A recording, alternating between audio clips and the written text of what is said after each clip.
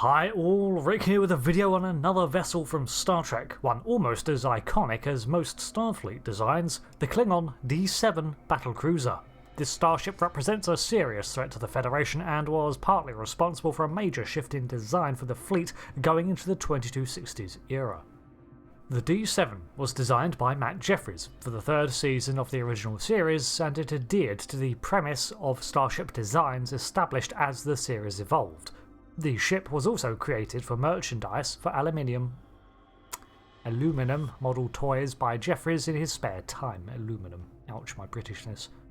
The nacelles were to be kept away from the inhabited hull and maintain a line of sight, and it maintained two definable hull segments. In opposition to the position of the Constitution class, which had them raised up, the D7 held the nacelles under the vessel.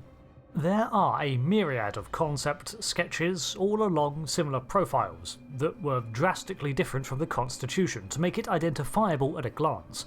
It was inspired by a manta ray, and because the Klingons had already appeared in canon before their ships had, they already had a culture to inspire the vessel. For this reason it was made more angular and aggressive than a Starfleet ship, with the colour scheme reminiscent of a shark. Howard Anderson Company finalised the filming model, and although the two-tone colour scheme was on the model, it was lost in filming. Later models and revisions, both material and digital, introduced variations and alterations, leading to the in-universe proliferation of alternate designs too, similar to the Bird of Prey in that regard. In-universe, the Klingon D7 emerged as the first flagship project for the unified Klingon Defence Force in 2257. Before this, the Klingon Empire had been embroiled in a messy war with the Federation, where each of those houses was out for its own glory, and while it led to great success in pummeling the UFP almost to defeat, the Klingon Empire itself was not in a good state, and victory would have done little to slow the gradual decline of the great houses. Political rivalry and inter-house conflict was rife, and it was not until Chancellor Laurel instigated reforms at the end of the war that the Empire stabilised enough into a true threat.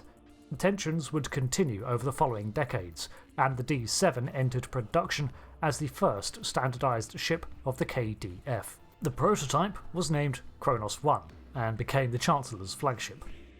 The term D7 is more of a classification assigned to the role of the craft, like naming them battlecruisers, with multiple variations within the D7 category. This was used to loosely explain why the later Katinga is also sometimes referred to as a D7. It saw several revisions and overhauls in subtypes, but by 2272 it had seen a major refit into a new design, and even entered Romulan hands in a suspected trade of technology in the mid-60s. The design took inspiration from the earlier D5 design, which itself incorporated the general shape of even more ancient craft like the sarcophagus ship. Unlike the Federation, the Klingon design philosophy focuses far more on combatability, and it has only the most rudimentary facilities outside of that. Despite this, it did have botany, radiation and chemistry labs, but only one of each. Much of its internal crew layout was dedicated to communal bunk quarters, with very limited numbers of officers' quarters. The bridge was atop the fore of the vessel in a prominent area, and people say Starfleet has bad placement. The deflector dish was under this, while the shield projectors were on the wings, and there were two tractor beam emitters flanking the forepod. The main ZD5 computer was within the fore of the vessel. The Klingon D7 was not designed with a cloaking device in mind, considering the Federation had broken their early Klingon invisibility screens anyway. However, when the Romulans acquired the D7 schematics, they incorporated their superior tech into the vessel with emitters along the neck, creating the Ken variation or Stormbird. This would be something that the Klingons would experiment with on some D7s, and then later integrate into their revision class, the Katinga.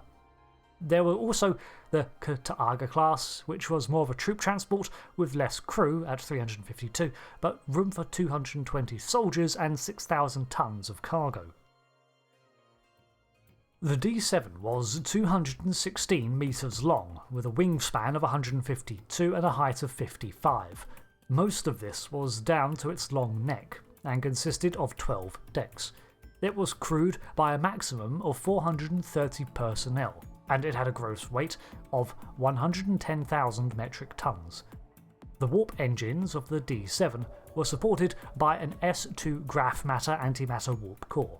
This was comparable to the Constitution class, with a cruising speed of warp 5 and a top speed of warp 7 on the old scale. However, it could achieve a theoretical maximum of warp 9. Later ships incorporated the custom-made D7A KWD Type 1 engines. Because of the way the warp engines operated, there was an emergency reactor cooling vent over the ship, and extensive cooling tubes to radiate emissions away from the vessel. It had 4 impulse engines across the back of the ship that were KIC-2 types, with 2 interstellar intake grills on the fore. These basically operated like the Picard ram scoops of the Federation ships as an alternate fuel intake. The extensive amount of cooling systems and vents gives the impression that a Klingon vessel's reactor runs a little more hot than a Starfleet ship, perhaps suggesting less refinement in the process. In terms of armaments, these varied from subclass to subclass, but on average it had 9 banks, 2 cannons and a single photon torpedo launcher. The 3 banks were on the fore of the vessel under the deflector, 4 on the top of the wings and 2 under them. On top of this, however, it had 2 retractable disruptor cannons on the front of the nacelles, which were far more powerful and a staple of Klingon firepower. It had a single photon torpedo launcher. There was a small shuttle bay between the impulse cooling units above the main impulse engine, which was 16.2 meters deep and held 5 shuttles.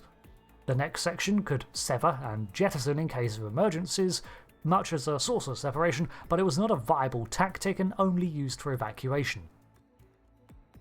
In the 2270s, many variations of the D7 now existed with a variety of different layouts, armaments and functions, with the most successful being the Katakara subclass, or the D7C as it was labelled. This served as the template for the next iteration, the most extensive revision for the design yet, the Katinga. The Klingon D7 was the next step in the long design legacy of the Klingon Empire, drawing from previous designs and setting up the stage for the next iterations. Future designs were very much inspired by the D7 too, making it very much the Klingon equivalent of the Constitution class. The foremost vessel of its time, refit and overhauled to maintain its place, and instantly recognisable to most Star Trek aliens. Not to mention it shared the same real-world historic creator as the Enterprise.